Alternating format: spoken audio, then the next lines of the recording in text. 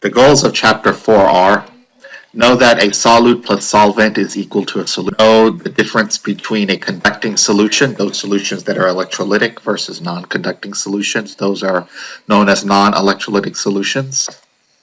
Know how to use the solubility table, so make sure you bring the solubility table to the exam. Do not have to memorize it, but consult it. Know how to write net ionic equations, so you'll have some problems where you'll have to write the net ionic equations for what are known as precipitation reactions or double displacement reactions. Know the net ionic equation between a strong acid and a strong base. That's universal. No matter what strong acid and strong base, it will have the same net ionic equation, so just memorize that. Know how to calculate the oxidation number of an element. And finally, very important, practically speaking, if you ever work in a lab, know how to dilute solutions. So let's introduce this with just an illustration here. So just play along with me. Pretend you have 5 grams of sodium chloride, and let's just put it in 100 mils of water. So 5 grams of sodium chloride, let's dump it into 100 mils of water. We know just by life experience that sodium chloride actually dissolves in water. So some materials, this happens to be an ionic compound. Some compounds dissolve in water, and sodium chloride is one of them, salt water. Anyways, now we have 5 grams of sodium chloride in 100 mils of water. We know that this will go into solution.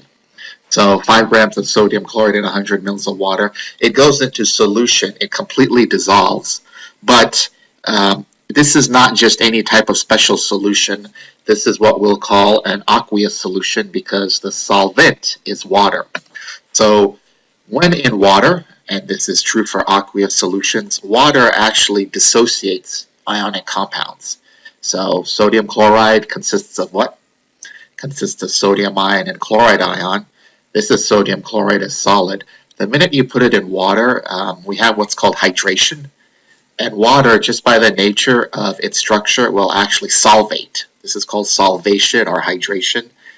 And because of solvation, sodium chloride aqueous is nothing more than sodium ion aqueous and chloride ion aqueous. So notice this state here, AQ, not a solid, not a liquid, not a glass, aqueous. Aqueous meaning the solvent is water.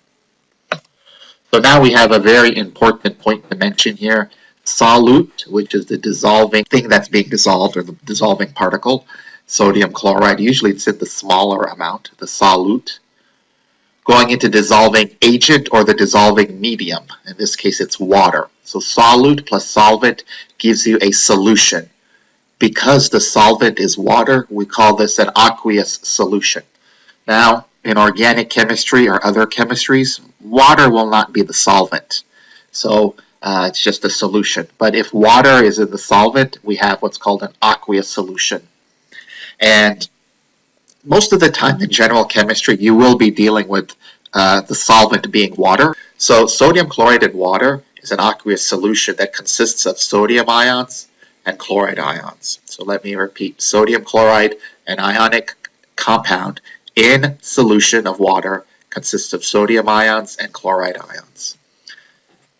Well, there's another way to also mention this. We have 5 grams of sodium chloride, so let's just go ahead and convert it to moles. So just using the molecular weight.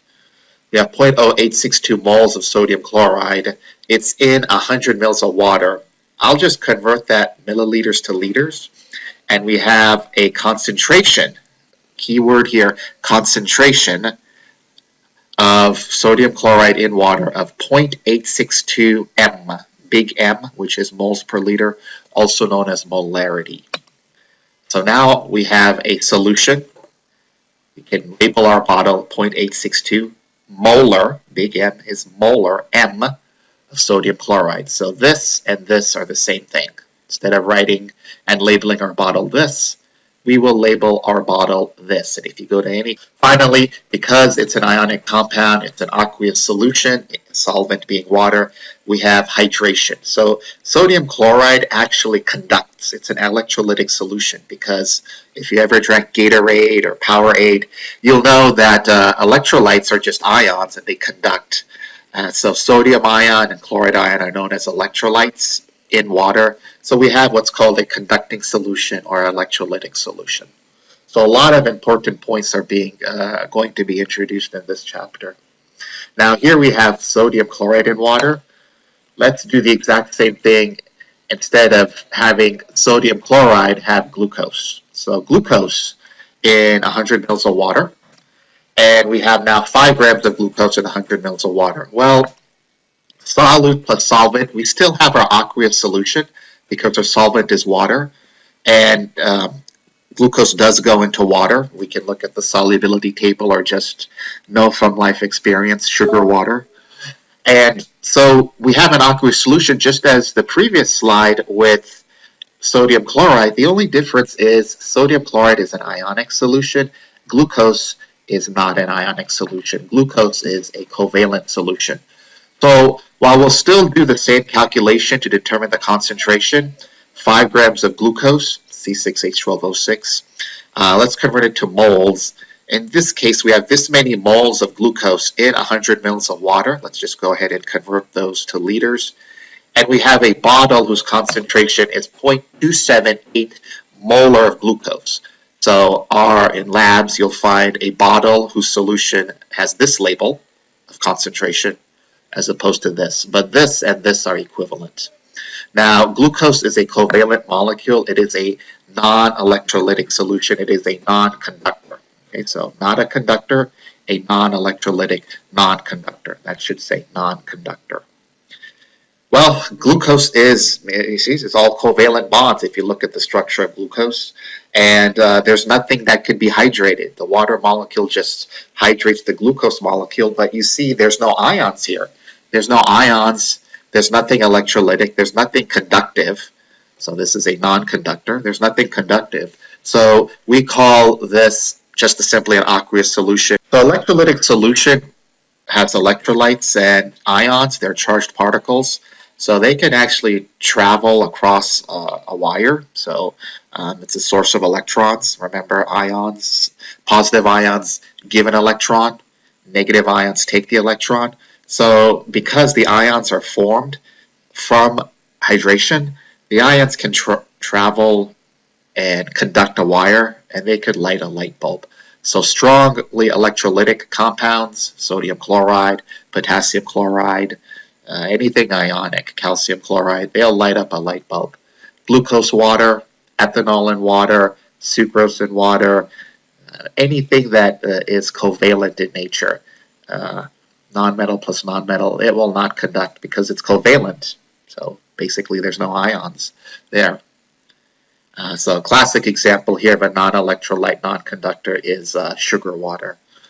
And then you have your weak electrolytes. These are your weak acids. And we'll talk a little bit about that, but really weak acids are going to be a subject in general chemistry too. So some of the properties of aqueous solutions, as I mentioned before, first of all, you're talking about homogeneous solutions. We're talking about solutions that are not pond water where you have particulates or things that dissolve. A solution must be completely dissolved. It must be indistinguishable from what it was before. So solute plus solvent, and when the solute is water, we call that an aqueous solution. Examples, sodium chloride dumped in some water. We have sodium chloride aqueous. Notice we have a new state here, but I want to really hammer home this extremely critical point that sodium chloride aqueous in water is nothing more than sodium ion aqueous and chloride ion aqueous. So when an ionic compound gets dissolved, it conducts. Okay, it conducts electricity. So think of your Gatorade electrolytic solutions. Think of electrolytes that you drink. We're talking about things that are in water. Now contrast this with glucose dissolved in water. Okay, glucose, we may not know the structure, but knowing that it's covalent, knowing it consists of nonmetal carbon, nonmetal hydrogen, nonmetal oxygen, should clearly tell you that this is a non-electrolytic non-conductor. Well, we have unsaturated solutions. Remember, solute plus solvent. So 30 grams of sodium chloride in water completely goes in. 40 grams in the same volume of water, some of it doesn't go in. So sometimes you have solutions that are saturated. There's only so much solvent that can dissolve so much solute, right? So there's a limit. So that's the difference between an unsaturated and a saturated solution. Unsaturated solution, add more solute, goes in, dissolves. Saturated solution, add a little bit more solute, no more, it's full. Okay, need to add more solvent to this. Well, if you add more solvent, what do? You dilute the solution. All right, so solute plus solvent is a solution. If it is an aqueous solution, that means the solvent is water. You'll see that 99% of the time in General Chemistry 1. Other chemistries, the solvent may not be water. Also want to bring to your attention, we're now talking about a new state here, aqueous. Sodium chloride aqueous is sodium ion plus chloride ion. Sodium nitrate aqueous is sodium ion, nitrate ion. Iron 3 chloride is iron plus 3 and chloride ion. Acids are conductors too. Okay, so we talked briefly about acids in one of the lectures that involve nomenclature, or you've had a nomenclature lab. So hydrochloric acid can dissolve H plus and Cl minus. That's why it's so potent. High concentrations, you're talking about 18 molars hydrochloric acid, can singe and burn through cloth and basically destroy your skin. So that's a stereotypical example of a strong acid. We also have weak acid. So the classic example of a weak acid is acetic acid or vinegar.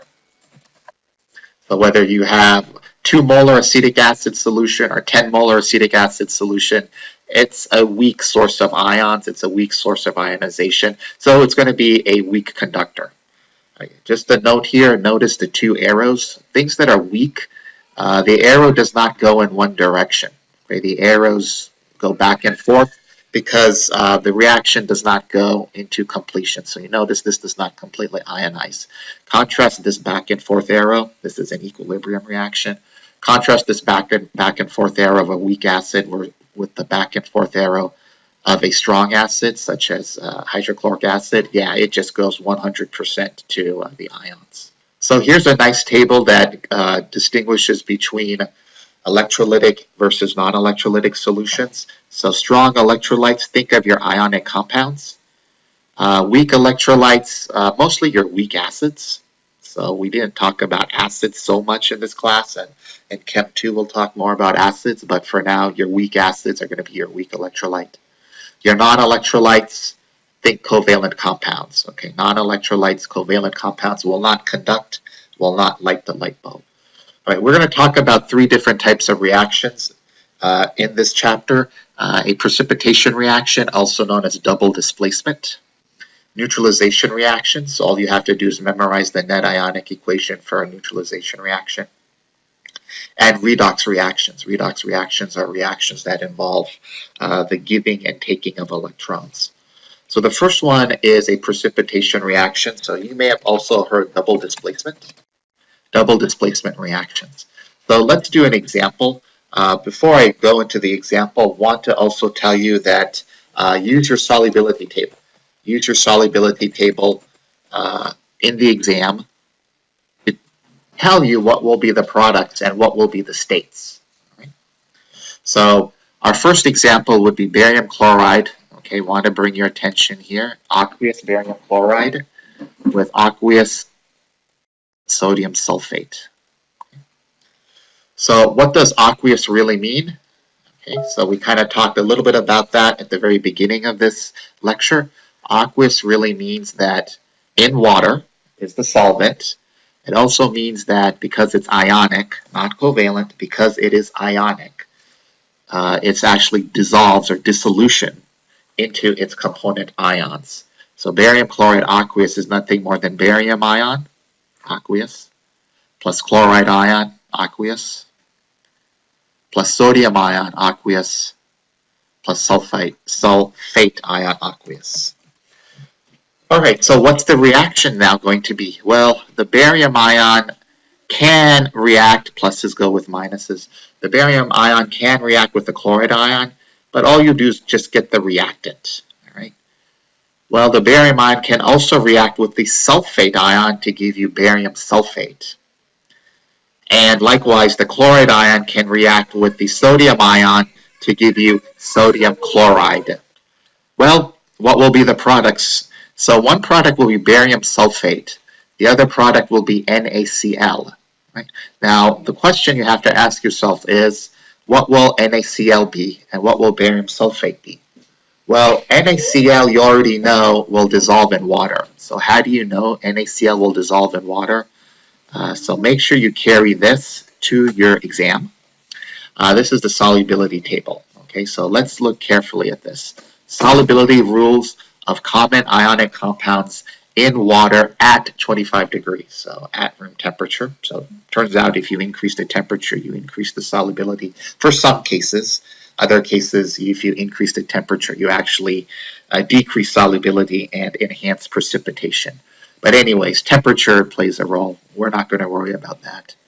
So we already have discovered our two potential products from this double displacement reaction. Sodium chloride actually, let's look here at the chlorides. Where are the here we go, the chloride, Cl minus soluble. These are soluble except for silver chloride, mercury chloride, and lead chloride. Well, this is sodium chloride. So sodium chloride is going to be soluble. So sodium chloride is going to be soluble. It goes under this. But what about barium sulfate? Okay, now let's look at the sulfates. Sulfates are soluble. But wait a second here. The sulfates are soluble. Look at the exceptions. So here we have an exception. So barium sulfate will be insoluble. So what does insoluble mean to you? It means it will come out of solution. It will precipitate out of solution. So barium sulfate will be a solid. Sodium chloride will be a aqueous solution that is nothing more than sodium ion and chloride ion. And now let's write our net ionic equation. Okay, sodium chloride will remain in solution. We know that from the solubility table. And so sodium chloride in solution is nothing more than sodium ion and chloride ion. Barium sulfate is actually insoluble. We already established that here from the solubility table. So it will actually be a solid. So coming back to our equation here, let's cancel out our spectator ions because see, these are the ions that are going to remain in solution. These are the ions that are not going to be involved in forming a precipitate, a solid. These are the ions that are going to remain electrolytic. These are the ions that are going to remain dissolved in water. These are the ions that are just going to be dissolved. So they will remain aqueous. So the chloride ion will cancel with the chloride ion. The sodium ion in the product side will cancel with the sodium ion in the reactant side. And you're left with aqueous barium ion plus aqueous sulfate ion gives you barium sulfate. This is your final answer. And this is known as the net ionic equation. Okay? You always want to put your states. Okay, so put your states in. Put your states in. So barium aqueous plus sulfate aqueous, barium sulfate solid. Okay, we will deduct points if you do not have the states because again, you need to realize that when you react barium sulfate with sodium sulfate, both of these are entities or compounds dissolved in water. You're getting a precipitate that's barium sulfate. Predict the precipitate formed by mixing aluminum nitrate with sodium hydroxide solution. Write the net ionic equation for this reaction. So let's first write our reactants. Okay. Now we have to figure out what is the product. So it's a double displacement reaction. Aluminum nitrate is nothing more than aluminum ion and nitrate ion. And sodium hydroxide is nothing more than sodium ion and hydroxide ion. So aqueous solutions, they will do what is known as dissolution. So let's break them down into their individual ions. Plus NO3 minus. Sodium hydroxide is the sodium ion plus hydroxide ion. So in aqueous solutions, they will dissolve into their ions. The aluminum ion can react with the nitrate ion, but that will just give you aluminum nitrate, which is a reactant. The aluminum ion can react with the hydroxide ion, giving you AlOH3, aluminum hydroxide. Now, will that be soluble or insoluble? So let's check here. Hydroxides, insoluble compounds. Hydroxides are insoluble. Okay, do you see that here? Hydroxides are insoluble. Soluble exceptions. So it looks like barium hydroxide is soluble, but aluminum hydroxide, let's go back down here. Al plus 3 plus OH minus, that's aluminum hydroxide, and aluminum hydroxide is insoluble. Al plus 3 goes to OH minus is aluminum 3 hydroxide, and that is a solid. Sodium ion plus nitrate ion, sodium nitrate. Well, I told you do not memorize the solubility chart. I stand by that, but one thing you may want to memorize is that all nitrates are soluble. So maybe it's worth memorizing that all nitrates are soluble. So once I see a nitrate, I know it's soluble. All right, so we've completed this problem here. The last thing we need to do is cancel out our spectator ions and write the net ionic equation. So I see here the NO3 minus will cancel out with the NO3 minus here, and the Na plus will cancel out with the Na plus over here, and we are left with our net ionic equation. Let's go ahead and write that down. You want to make sure it's balanced. So one thing I didn't do is balance this. So 3 OHs, 3 OHs, and 1 Al, 1 Al. This is balanced. It's net charge balanced and mass balanced, right? So plus 3, minus 3 is 0. The reactant side has no charge, so it's 0. Al is 1, Al is 1, OH is 3, we have OH3, so this is balanced. Okay, so make sure you are mass balanced and charge. Finally, not all problems will be nice and easy like this. There will be some problems where you cancel out all the spectator ions. When everything is soluble, according to the solubility table, when everything is soluble, and you go through this process and you cancel out all the spectator ions because they're all aqueous, they all dissolve in water, then it becomes no reaction. Show you a net ionic equation that does result in a solid, but you can have net ionic equations that are no reactions, where there's no solid that is formed. All right, so that is precipitation reactions and double displacement reactions. Now let's talk about neutralization reactions. Basically, we're talking about a strong acid neutralizing a strong base, or a strong base neutralizing a strong acid. So the reaction of a strong acid with a strong base, one neutralizes the other neutralizes the former, and basically you get a common net ionic equation, and the common net ionic equation is this. So anytime you react a strong acid with a strong base, you will get this universal net ionic equation. So you can memorize this. Make sure you put the proper states. H plus aqueous plus OH minus aqueous goes to water, liquid. Water is never aqueous. Water does not dissolve in water. Water is the universal solvent. And so water, it will never be a solute. It will be the solvent. And so that's why its state will be liquid. So let's dive a little bit into this some more. A strong acid, here's a list of 6 strong acids. I usually tell when I tutor or teach in my other classes, I usually tell students to memorize these: hydrochloric acid, hydrobromic acid, hydroiodic acid, nitric acid, sulfuric acid, and perchloric acid. I usually tell them to memorize these and know that they're strong acids. And let's look at our strong bases. Your strong bases are hydroxides at group 1 and group 2A. The best ones are actually NaOH, LaOH, and KOH. Okay, KOH, though not shown here, is also a very, very stereotypical and prototypical strong acid. Barium hydroxide, calcium hydroxide, there's a little bit of issues that are there. For example, barium hydroxide and magnesium hydroxide, they may precipitate. They are a source of OH minus, but the best ones are the group 1 hydroxides. That's not to say these aren't strong bases, it's just that they have some solubility issues. So we can have NaOH aqueous, which is nothing more than Na plus and hydroxide.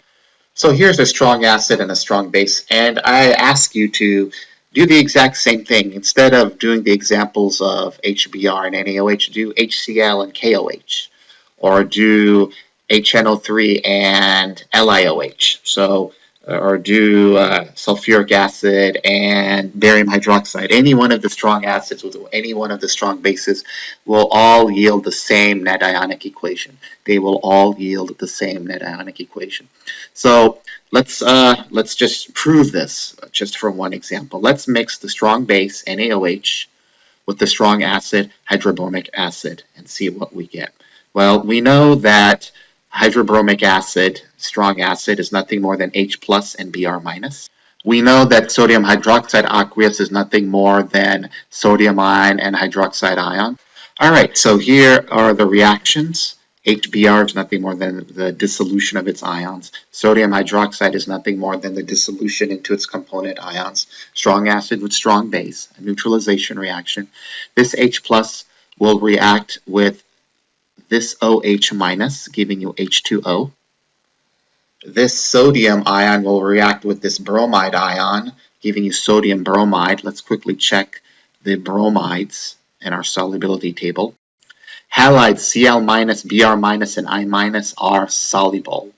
The exceptions are silver plus for the bromide, mercury bromide, and lead bromide. But we are talking about sodium bromide, so sodium bromide will be soluble. Sodium bromide will be soluble. Let's go back to our... So the solubility tells us that sodium bromide will be soluble, so it's nothing more than sodium ion and bromide ion. So highlighted my strong acid, strong base. These are the products. Sodium bromide will dissolve in water, so it's nothing more than a spectator ion. So let's cancel out our spectator ion. And Br minus here will cancel out with the Br minus there. H plus plus OH minus is water, so our net ionic equation is nothing more than H plus OH minus goes to H2O. This is our net ionic equation. So if you do not understand all of this procedure, if you just recognize what a strong acid is and just recognize what a strong base is and go ahead and write this as your net ionic equation, you will get the answer on the exam correct. Okay? It's just that a strong acid, a source of H plus, a strong base, a source of OH minus, they eat each other mutually. They mutually neutralize each other, and all you get is water. H plus plus OH minus gives you water. Let's talk about oxidation reduction reactions. So oxidation reduction reactions involve transfer of electrons. So the transfer of electrons gives ions, and you need partners. Okay, you need partners. You need someone to give the electrons, sacrifice the electrons. That someone becomes oxidized, and then someone, its partner, gains the electrons. So that person becomes reduced. So it's called a redox. A redox couple is one chemical gains electrons, another chemical loses electrons. The proper order is basically someone gives the electrons, someone takes the electrons. So if you lose electrons, you become oxidized. If you gain electrons, you become reduced. So another mnemonic is Lioger. Chlorine gains an electron, okay, and becomes Cl minus. So name someone that will actually like to lose an electron. Probably your group 1 or group 2 or your transition metals. The transition metals have varying oxidation states. Group 1 will always be +1. So how about lithium? Lithium loves to lose that electron. If it loses that electron, it becomes noble. So here we'll have lithium losing an electron. So what I have here is lithium losing an electron. So there's the electron that gets evolved or liberated. It's lost it and becomes Li plus in the process, the lithium ion. In blue, I have chlorine, gaining an electron, and by virtue of it gaining an electron, it becomes Cl minus. Well, you can see here that if you add these two reactions, this electron in the reactant side cancels with this electron in the product side, and basically you have Li plus reacting with Cl minus, do the switcheroo, and you'll get lithium chloride. So this is how lithium chloride is made. Now, in the sense of a redox reaction, lithium lost an electron. Lithium has become oxidized. Chlorine has gained an electron. Chlorine has become reduced. You cannot have this happen by itself. You need a couple. So here the couple is lithium and chlorine. Lithium cannot do this by itself because you need someone to take that electron. So if you have free electrons, that's actually bad. And actually, from a health perspective, free electrons are actually very bad. One half reaction, and you have another half reaction. You add those two together, you get the full reaction. So an oxidation reduction reaction requires a reduction half reaction, so that's shown here, and an oxidation half reaction, that's shown there. So two half reactions go into making the full reaction. One is a reduction, one is an oxidation. So these are couples. All right, something that's often very confusing is this concept of reducing agent and oxidizing agent. The reducing agent is the substance that's being oxidized. So as an example, I get oxidized. I give away my electrons and be oxidized, and you take those electrons. I am the agent that causes your reduction. Okay, I am the agent that causes your reduction, hence I am a reducing agent. Let me repeat that one more time. I give up my electrons and become oxidized. You take those electrons and get reduced. I am the agent that causes your reduction. I am the reducing agent. Next, we have an oxidizing agent. So the oxidizing agent is the substance that is being reduced. So I am being reduced. I gain electrons. I am the agent that's causing your oxidation. I am the agent that's causing your oxidation. So let me repeat that again. I am being reduced. I am the agent that's causing your oxidation because I have taken your electrons. I am causing you to become oxidized. I am the oxidizing agent. This is very confusing, I'll be the first to admit. So let's talk about oxidation number here. We will not work on oxidation reduction reactions to the extent that the only thing you need to know is how to compute the oxidation number. So that's the only thing you will have to know for the exam. So you can see that a lot of elements have different types of oxidation numbers. So it's worth knowing some oxidation rules. There are 6 oxidation number rules that you'll have to know and you'll have to memorize. So I have a sheet that I usually hand out, but let's just go through this PowerPoint slide. So the oxidation number is going to be a number that we assign to an element. So the first rule is free elements are going to be 0. So Fe by itself will be 0, Na by itself will be 0. By itself, no ions, no charge. Neutral elements that you see in the periodic table will have an oxidation number On of 0. So yeah, as an example, all of these are 0. Also notice diatomic, P4, S8, H2. You don't see any charges there, so the oxidation number will be 0.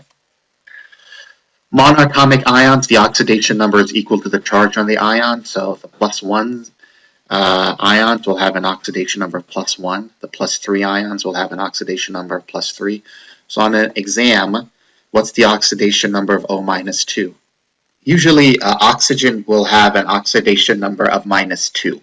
So 99% of the time, oxygen will have an oxidation number of -2. Hydrogen by itself, not H2, but hydrogen by itself, will have an oxidation number of +. All right, oxygen will usually be -2, as we stated before. There are some exceptions. Hydrogen peroxide, O2 -2, it's -1. We're not going to deal with that. In this course, the oxidation number of oxygen is -2, 99% of the time. All right, number 4, the oxidation number of hydrogen is going to be +1.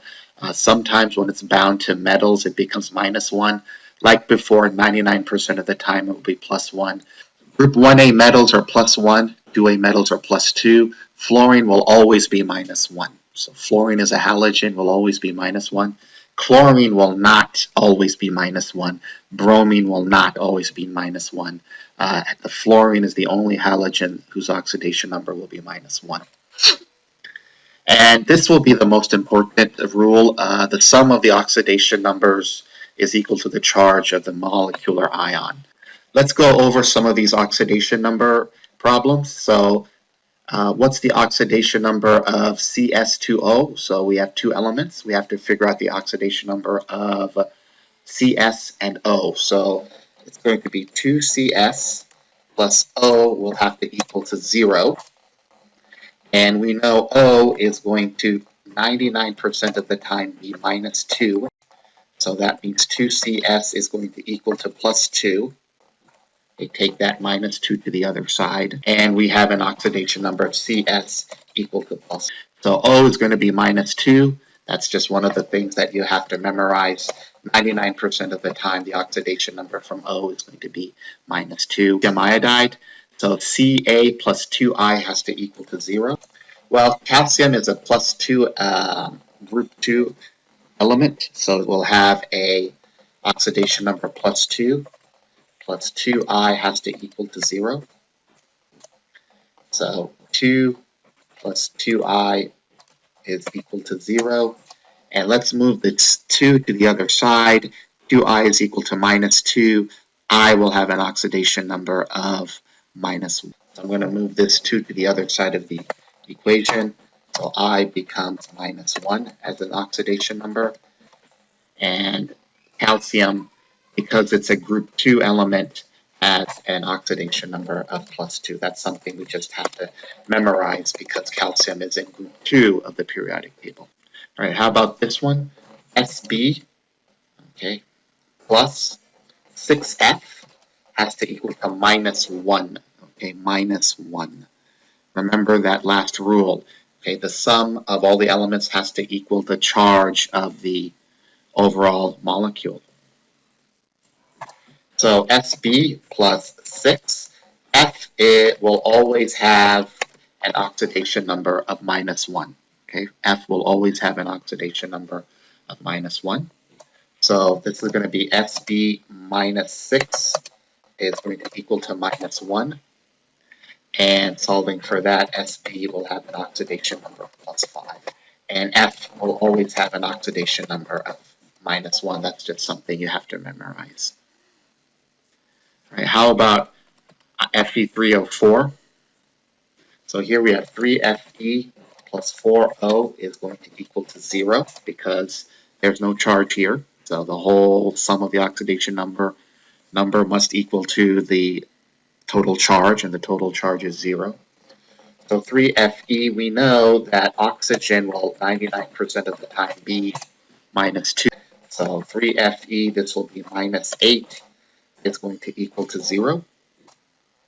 And 3Fe will equal to 8. And solving for Fe, we have an oxidation number of 8/3. So yes, you can have fractions for oxidation numbers. That is legitimate and possible. In fact, iron forms these weird oxidation states, so it's very common. All right, so iron is going to be plus 8/3, and oxygen, just have to memorize 99% of the time will have an oxidation number of -2. All right, NO. So these last three are going to be interesting. So NO. So N plus O has to equal to 0. Nitrogen, we know oxygen 99% of the time will have an oxidation number of -2. So N is what we're trying to find. O is going to be -2 99% of the time. And the overall charge of the molecule is 0. So N is going to equal to +2. And O, just 99% of the time, will have an oxidation number of -2. How about NO2, nitrogen dioxide? So here we have N plus 2O is going to equal to 0. N plus 2, again, oxygen 99% of the time will have an oxidation number of -2. So N minus 4 is equal to 0. N will have an oxidation number of +4. It's actually a good idea to put +4 minus 2, plus 2. It's a good idea to put the charge, whether it's plus or minus. And O will have an oxidation number, as we've already stated before, 99% of the time will be minus 2. Okay, what about the nitrate ion? So N plus 3O is going to equal to minus 1. N plus 3O is going to equal to minus 1. Where did I get the minus 1? Because the whole thing has a charge of minus 1. So N plus 3, oxygen will be minus 2. That whole thing must equal to minus 1.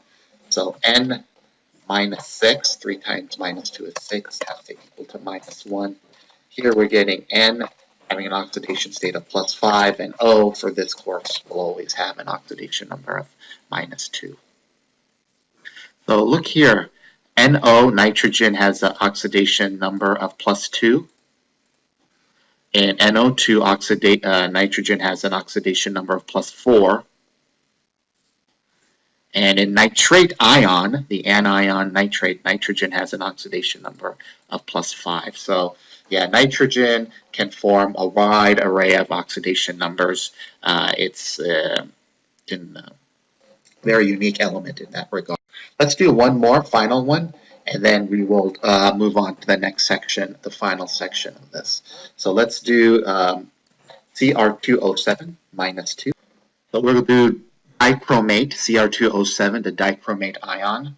So like before, 2Cr plus 7O has to equal to what? Does it equal to 0? Does it equal to minus 1? Does it equal to plus 1? Does it equal to, yeah, it's going to equal to minus 2.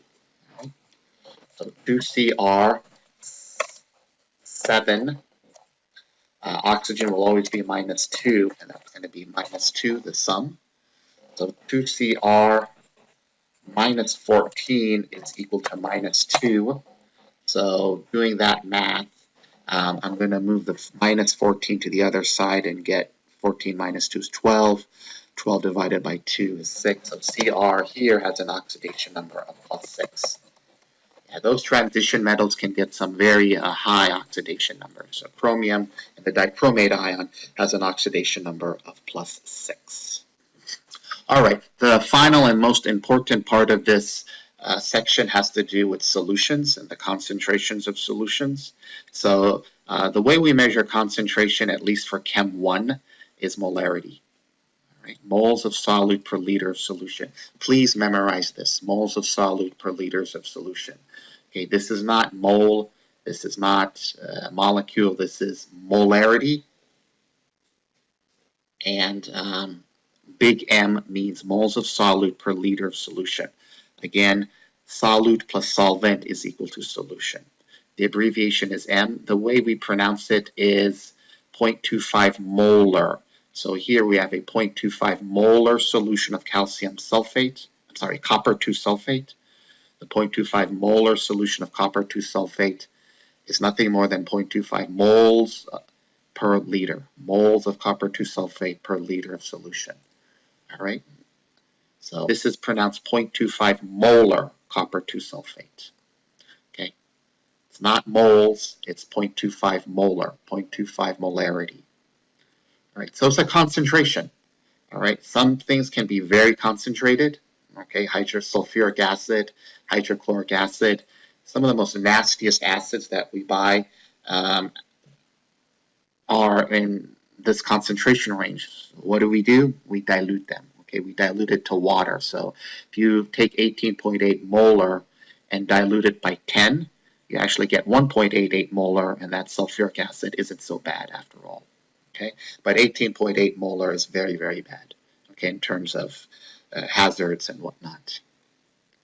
All right, so let's do some of these solution problems. Here we're talking about adding more water. What is the molarity of 85 mils of ethanol solution containing 1.77 grams of ethanol?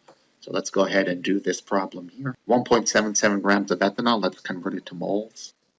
We converted that to moles and got 0.0385 moles of this ethanol. But the molarity is what we want. Molarity is moles per liter, so moles. And let's go ahead and convert this to liters.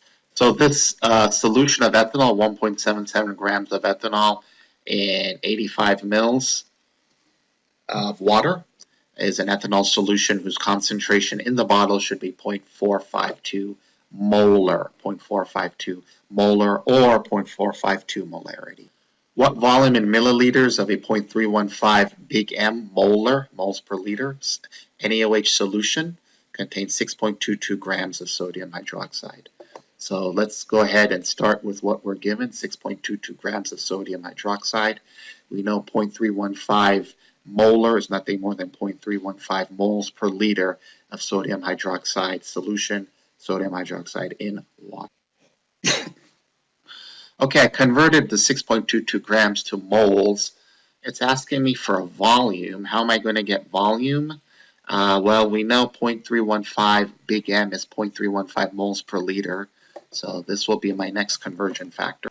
So 0.315 moles per liter, 0.315 moles. Here I'm going to actually put the moles on the denominator to get my moles, to cancel out with the moles, and it's moles per liter.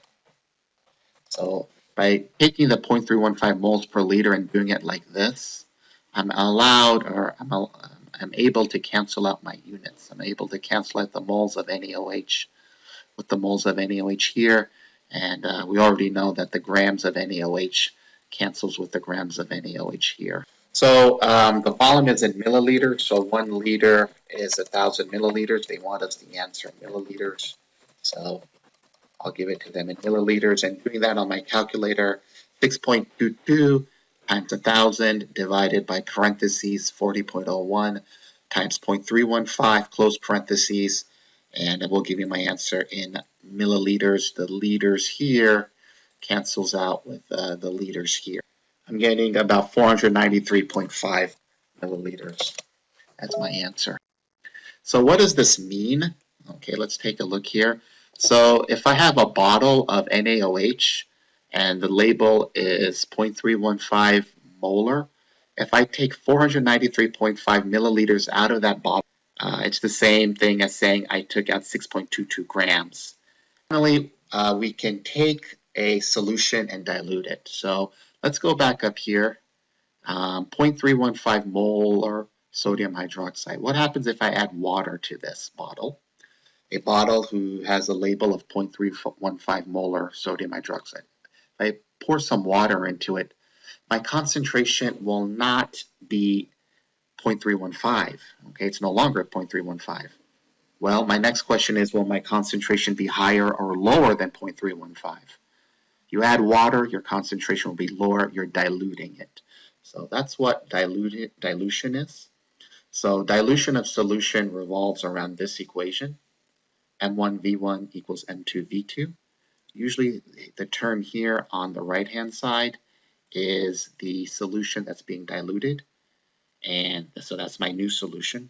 And then here on the left-hand side is what we call the stock solution, the solution that we have already in hand, the solution we have in stock.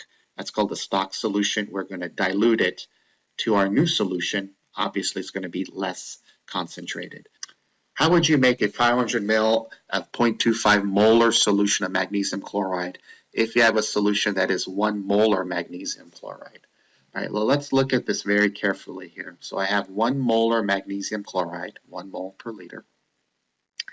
And so let's assume this is an aqueous solution. It's in water. And what do I need to make? I need to make 0.25 molar. But how much of that 0.25 molar do I need to make? Okay, I need to make 500 mils. If you want to make a solution, you need to know how much. Okay, 500 mils, 200 mils, 1 liter. And also, the type of pie. Do I want to make 0.25 molar pie, 1.35 molar pie, 0.75 molar pie? Okay, a lot of it really depends on how much we have to dilute as well. All right, let's go ahead and utilize our equation here. M1V1 equals M2V2. So our M1 is going to be 1 molar. Okay, our M2 is going to be 0.25 molar. And our final volume that we will make is 500 mils. So I solve for V1 here. Notice the big M, moles per liter, cancels out. And I'm left with milliliters. Okay, so you do not have to convert to liters. Okay, so a lot of students think, oh, I have to convert this to liters now. okay? It doesn't really matter. Notice your unit cancellation, big M, moles per liter, cancels out with this big M, moles per liter. So 0.25 times 500 is, I believe, 125. Okay, I think it's 125. So it's 125 mils of 1 molar magnesium chloride, 125 mils of magnesium chloride, and that's not the right answer. We have 125 mils of magnesium chloride. What's our total volume? 500. So the correct answer is to make this solution, this recipe, is 125 mils of magnesium chloride plus 500 minus 125. So 500 minus 125 will be 375 mils of water. So the final answer is you're going to take 125 mils from this 1 molar bottle and add it to 375 mils of double distilled or distilled H2O or deionized H2O. That's what that small d stands for, deionized or distilled. How will you make a solution of 0.5 molar calcium chloride when in the lab there's a solution of 2.5 molar? So, like I said before, there's a missing piece to this problem, and that is how much. So how much do you want me to make of 0.5 molar calcium chloride? So just for simplicity's sake, I'll say let's make 500 mils. You can make 100 mils, you can make 1 liter, you can make really whatever, however much you want to make. So let's make 500 mils of this solution. So we have 2.5 molar as our stock. We need to know how much we need to take away from this bottle, take out, to give us a final concentration of 0.5 molar, and the total volume is 500 mils. I just made up that number. You need to figure out how much you want to make in the first place. So here, the big M and the big M cancel, and doing this, I'm getting 100 mils.